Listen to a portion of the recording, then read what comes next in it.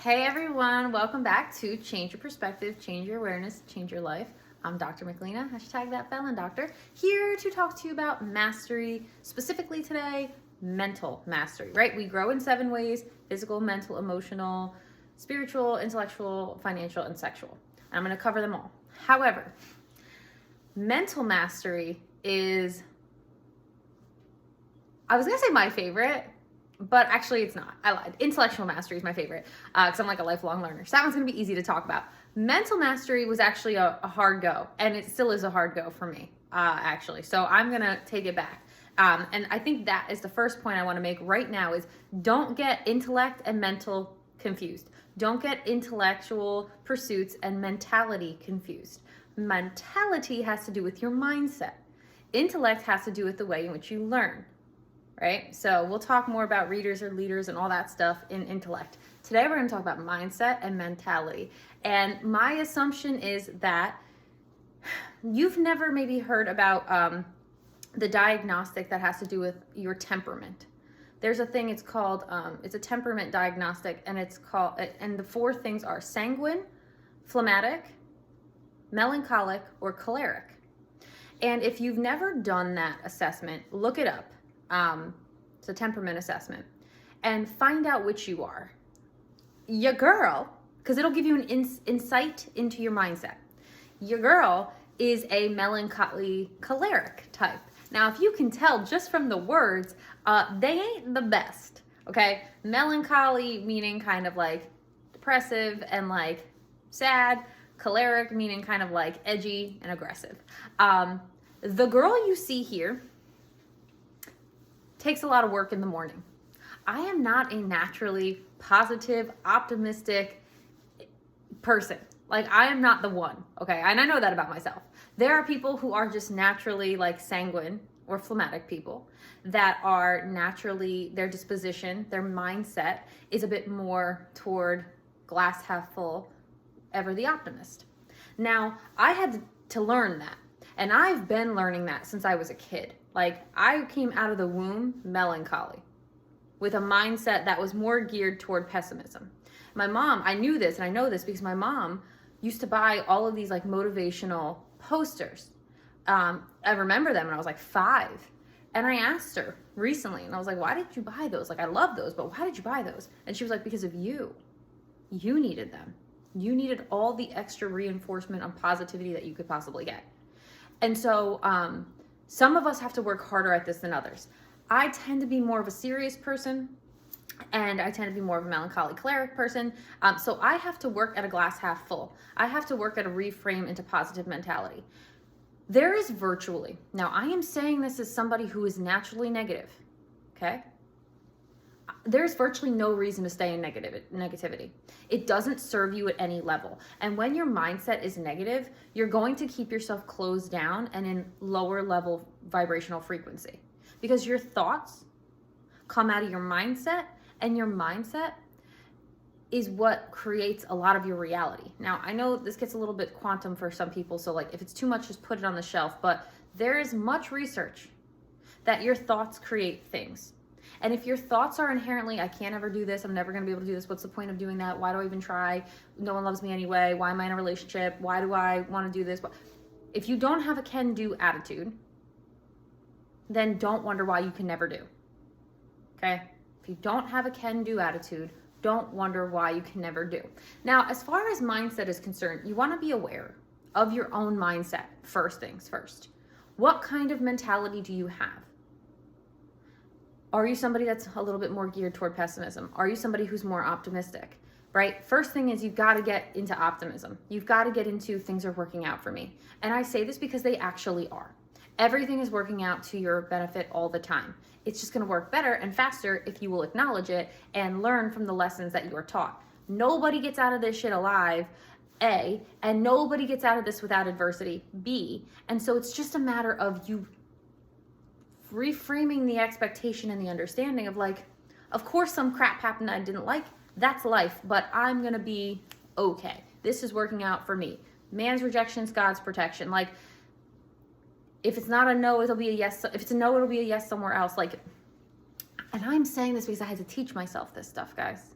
I had to work on this. I've been working on this. This is a 30-year journey of working on this. Okay, so positivity doesn't come natural to me. So that's why mindset, I'm actually really good at coaching and teaching now because I had to learn it the hard way. And I know the very formulaic way of making things go from I'm kind of inherently negative to, okay, yeah, I can be positive. But I will tell you right now, if I don't start my morning off in the right way, I am more inclined and apt to be negative. And so I have to take time to really get my mind right in the morning. And starts with a gratitude practice, definitely that.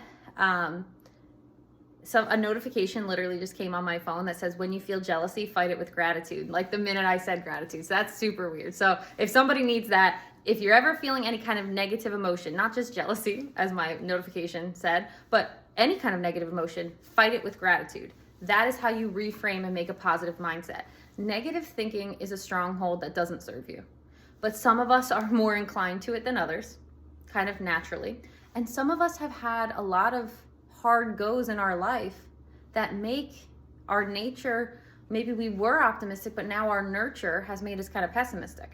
Negative thinking doesn't serve you. As somebody who has had both nature and nurture that is kind of inherently like geared to pessimism, I am telling you it doesn't serve you. I'm telling you it does not. Because if you could think good thoughts or bad thoughts, why are you going to think the bad ones? If you could think anything in the world, why are you going to think the bad crap? Well, it's easier. We're more conditioned to do it. I know, but it doesn't serve you. So if you want to work toward mental mastery, if you want to work toward mental growth, I am telling you this is how you do it. Get aware of what your natural dispositions are. Get aware of what your natural dispositions are, 1. And 2, counteract or add gratitude.